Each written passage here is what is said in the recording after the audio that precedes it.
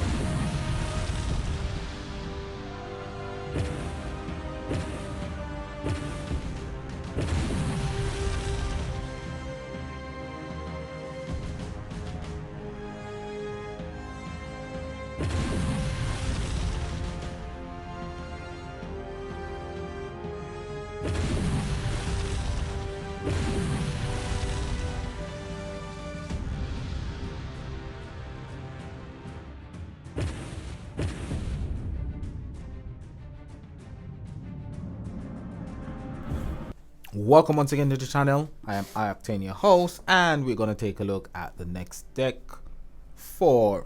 We're gonna take a look at the deck for the next event. Okay, so the deck is an Overkiller deck, and the event is a Commander event. I'm gonna jump right in with the ultimate form, and the ultimate form for this week it's a nice ultimate form. I think it's not really powerful ultimate form, but I think it's a powerful ultimate form. What makes it a powerful ultimate form is that it has a self increase, plus it has the ability to give one Dark Commander a 250% increase. So it's got a 500% damage increase, 250% for itself, and 250% that it gives to another Dark Commander, which is, I find, really, really good. I think this card is, I think it's absolutely brilliant, if you ask me, because most cards we see out there, it either has a self-damage increase, or it gives an increase to the next card to activate its battle skill, or it gives an increase to the entire deck. But this one, it increases itself and it increases another card. So I think going forward, these are the things that we're gonna see, and this one is quite good. It's quite good for the event, and it's quite good for GVG. So let's get into the card. It creates 7 Dark Power Gem 8. Then it increases self damage by 250% for 1 turn. And it's got a 1 turn cooldown, so that is quite nice.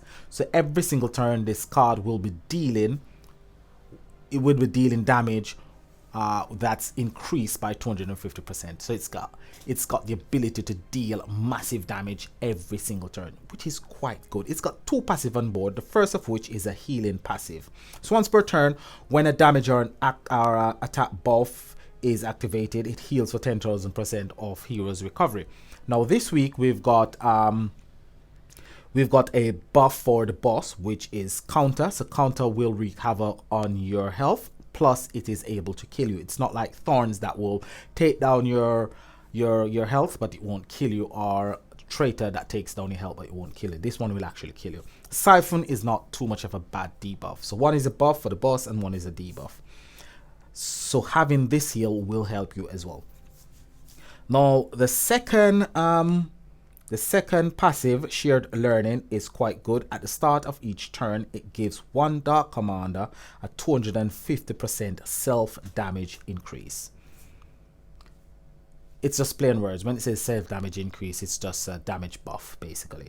But what it doesn't stipulate is how does this card gets that increase.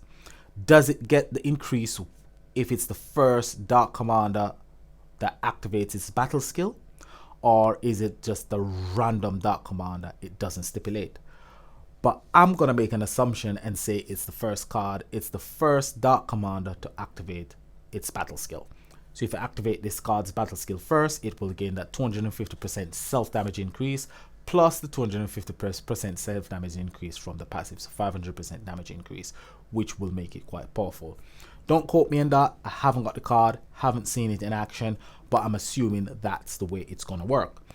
It will work brilliant in GVG, as I said, because it's got a 1-turn cooldown and it's got the ability to boost its own attack plus boost the attack of another card. So it's gonna be really, really good for GVG, especially if you've got Lost Covenant as well. Really brilliant damage dealing card, and this one is also gonna be a really decent damage dealing card. Doesn't produce a lot of power gem. 7 dark power gems. I would say 10 dark power gems would make it a bit more powerful, but it's powerful as it is. So that is your ultimate form for this week. This card, I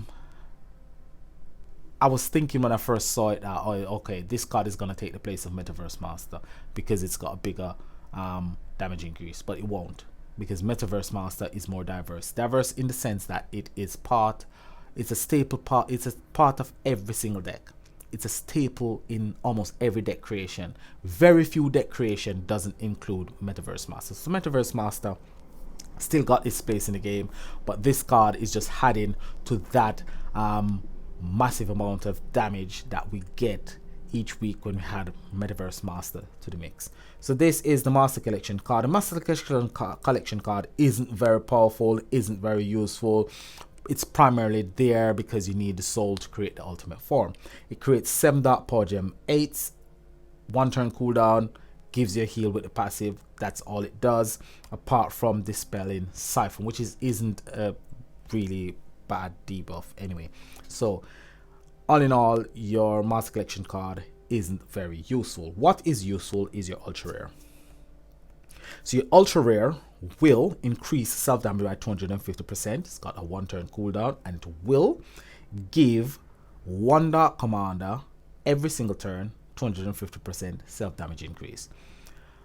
Now, the reason why I am thinking maybe it gives a random dark commander the 250% damage increase, it's because if you had the ultra rare, the ultimate form, Metaverse Master on a deck, you are getting a whopping 650% damage increase, and you can pass that on to one card.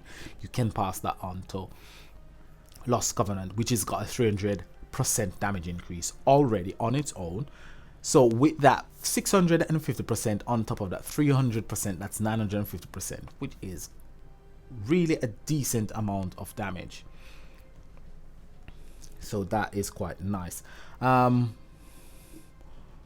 When it comes to Lost Covenant, we haven't got any cards that will boost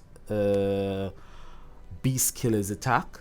Unlike Immortal Killer, we've got High Performance Unit Area. When it comes to Noble, we've got Santa, and so on and so forth.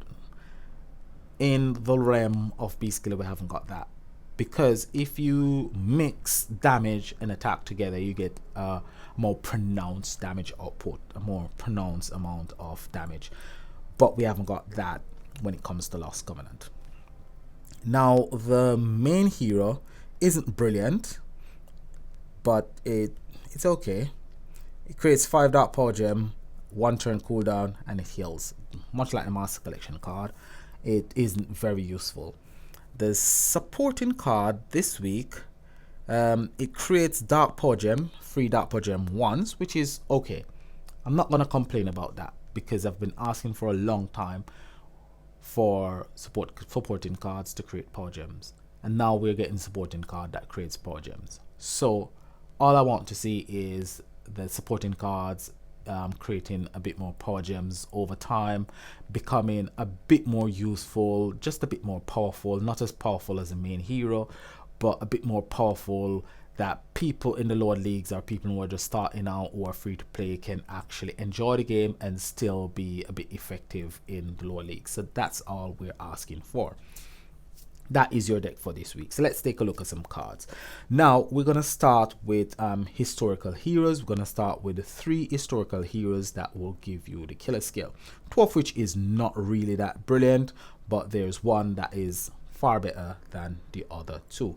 So we're going to start first and foremost with Chromatic Dragon. Screen is not loading as fast as I would like because I'm using my old iPad. My new iPad, what I found out is that it's recorded in 8K.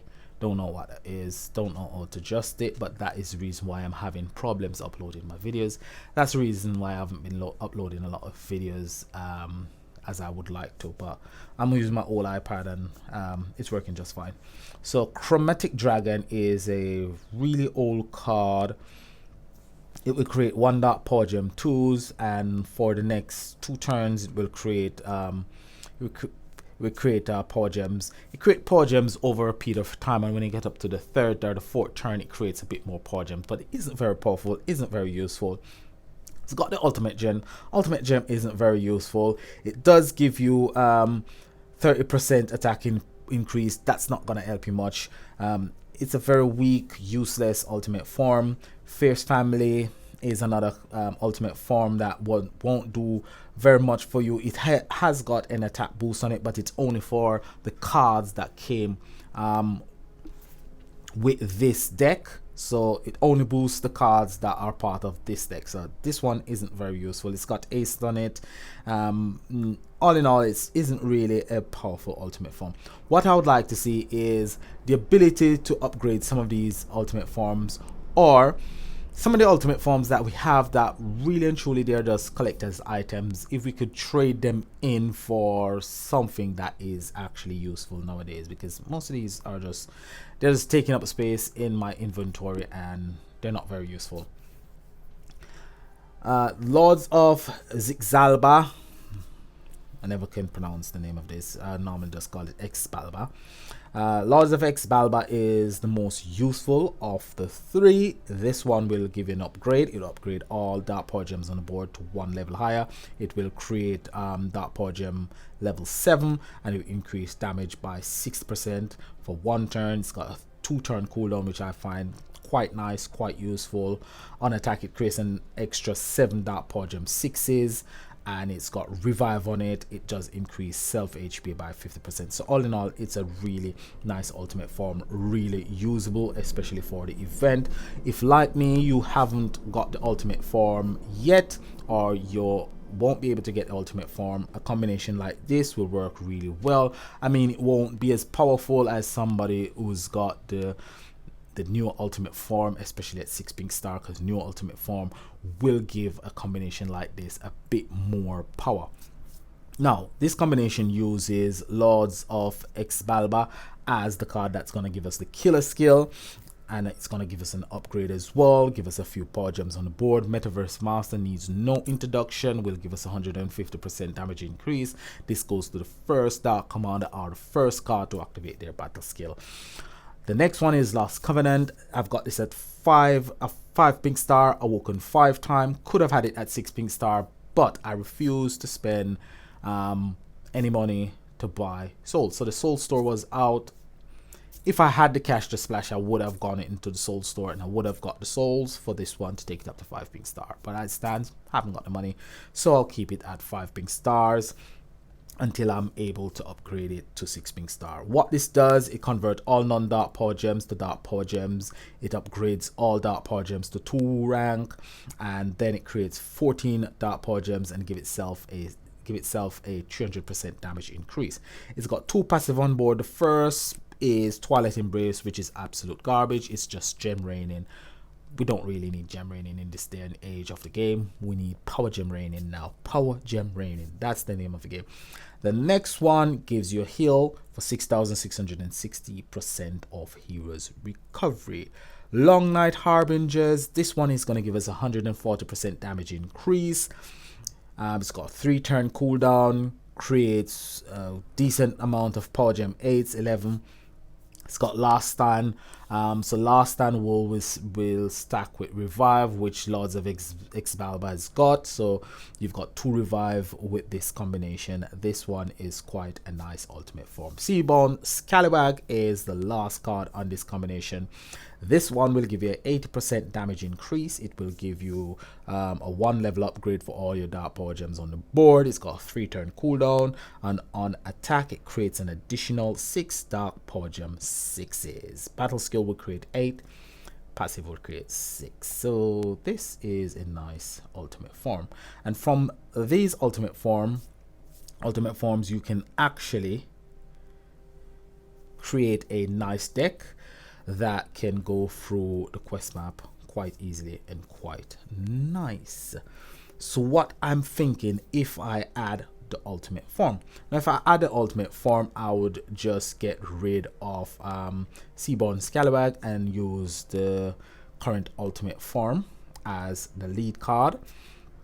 And if the ultimate form actually works in the way that I'm hoping that it works, that the first card to activate its battle skill will get that 250% self damage increase. Having it in the middle, what you want to do is on the first turn or turn 0, activate Metaverse Master. We all know that Metaverse Master will stack that 150 damage. You take it into the next turn. The first card you activate on the second turn would be Lost Covenant. That will give this card an extra 400% damage increase, so 700% damage increase, and you're getting 140 from this, so you get 840% plus 80% from this one, so that would be 930% damage increase, which is quite nice. Plus you get upgrades, lots of power gems on the board, so it would be quite a powerful deck combination. Relics I'm running, this is an old Slayer relic, will only break 3 shields at the beginning of the battle. Then I've got this older ultimate relic, will break 2 shields, so that will be 5. Then I've got this one that will break 3 noble shields and 1 per dark commander hero on the board. So I'm breaking all the shields, so I'm using my only 6-star ultimate relic that I've got, and this one is a Beast Killer relic. Would like to take that up to maximum because it does boost my deck up quite a bit. So those are some of the cards, just some of the cards. You've got a few cards in your arsenal that you could use. I mean, you could use other cards within your combination. You could use Defraggers, go from an immortal direction where you could boost up its damage by using high performance unit area and Metaverse Master. You could go from, say, the Slayer direction as well. From the Slayer direction,